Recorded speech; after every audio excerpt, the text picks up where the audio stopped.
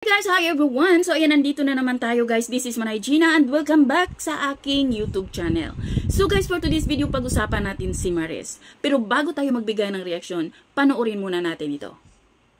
Yung pinaka-short pa picture po, kabalibag naman po.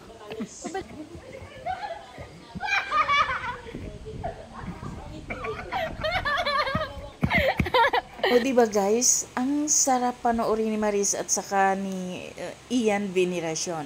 Alam niyo yung mga netizen na grabe yung mga komento nila na nakakatuwa silang panoorin na para lang silang mag-ama. At ito nga yung pinost ni Maris at nag-greet siya ng Happy Father's Day sa kay Ian Veneracion. Makikita mo talagang close na sila sa isa't isa. Siyempre sa lagi nilang magkasama sa Incognito. For sure, close na talaga silang lima, no? Kasi lagi silang nagsasama sa shooting kung saan-saan. Of course, mayroon na silang mga bonding moments. At dito nga, natuwa. Ang dami talagang natuwa, mga netizen, kapwa-artista ni Maris. Ang daming natuwa sa ginawa ni Maris na nagpapalibag siya sa kay Mr. Ian Veneracion.